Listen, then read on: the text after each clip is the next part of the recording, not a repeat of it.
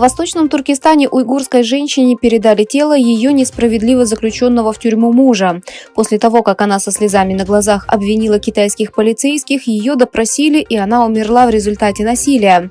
По данным Уйгур Ньюс, 27 апреля 32-летний Меметурсун Эмин из деревни Ханырик в Кашгарском районе Нишихир был заключен в тюрьму, как и миллионы других жертв, под предлогом того, что он обходил интернет-цензуру, посещая иностранные сайты.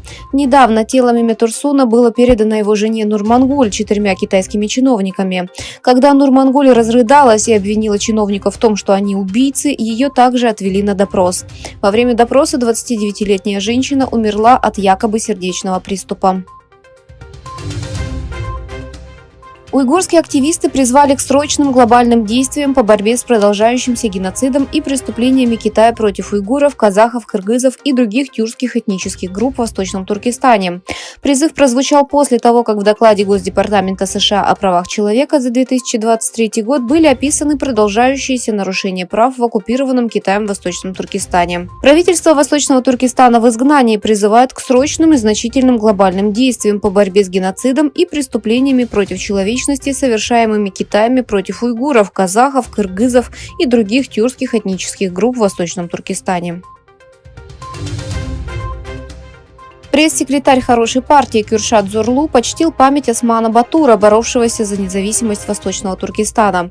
В своем послании Кюршат Зорлу сказал: «Осман Батур был одним из символов великого турецкого мира от Алтая до Средиземноморья. Он был героем, принявшим мученическую смерть в борьбе за свободу Восточного Туркестана.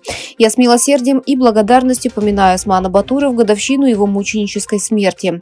Пусть его душа покоится в мире». Хидаят Огужан, президент Международного союза организаций Восточного Туркестана, базирующегося в Стамбуле, в своем послании, опубликованном на его странице в социальных сетях, сказал: «Мы с милосердием и благодарностью поминаем Османа Батура, символ духа борьбы Восточного Туркестана и легендарного героя в 73-ю годовщину его мученической смерти».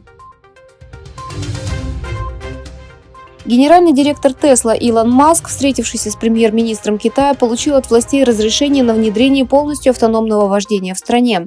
Пекин дал временное разрешение на технологию автопроизводителя. Власти Китая сообщили Тесла, что компания предварительно одобрила план по запуску в стране своей программной функции полного автономного вождения. Американский производитель электромобилей будет использовать сервисы автономного вождения, основанные на картографии и навигации, предоставляемых китайским технологическим гигантом Байду, сообщили источники. В интервью, опубликованном в выходные, президент Франции Эммануэль Макрон заявил, что готов открыть дебаты о роли ядерного оружия в общеевропейской обороне. Это последняя серия недавних выступлений, в которых Макрон подчеркнул необходимость европейской оборонной стратегии. Министерство иностранных дел Китая выступило с заявлением по поводу подписания президентом США Джо Байденом законопроекта о военной помощи Тайваню. Министерство заявило, что решительно отвергает пакет военной помощи и предупредило, что Китай будет вынужден принять меры для защиты своего национального суверенитета.